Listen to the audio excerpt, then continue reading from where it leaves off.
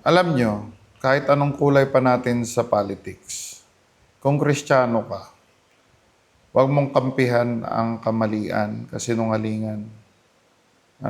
Dahil kung yan ang kinakampihan natin, hindi po natutuwa ang Diyos.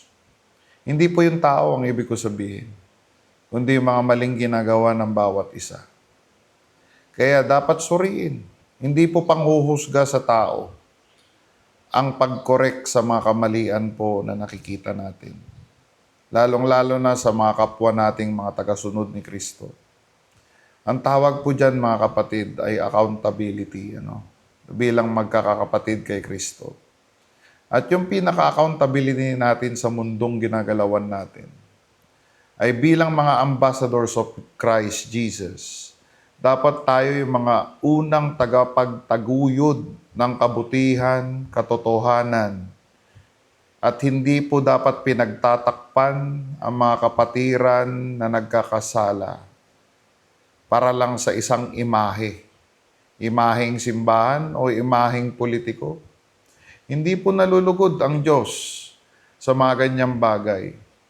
Ang mga kasalanan at kamalian, rini-reveal po yan, hindi po para i-condemn ang tao, hindi para i-judge ang tao, hindi para ipahiya ang tao, kundi para ang tao po ay maging aware na kailangan niya ang Diyos, kailangan niya ng kapatawaran, at higit sa lahat, kailangan niya po magbago.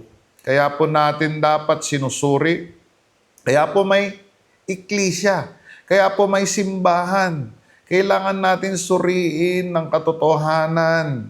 Kailangan nating alamin ang katotohanan upang yung mga mali at hindi katotohanan, yung mga peke, ay hindi na po may laganap, may palaganap. Hindi po yun ang lumaki, hindi po yun ang mag-progress, kundi yung katotohanan lamang. Yan po ang trabaho ng simbahan. Yan po ang trabaho ng mga alagad ng Diyos na kagaya ni Kristo.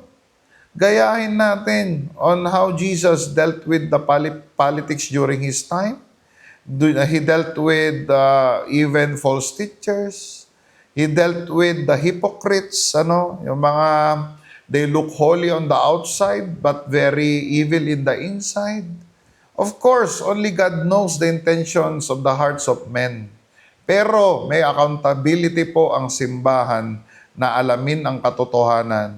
At yun lamang po ang dapat itaguyod natin, ang katotohanan na may halong pag-ibig kung tayo po ay sumita o maghusga ng ating kapwa.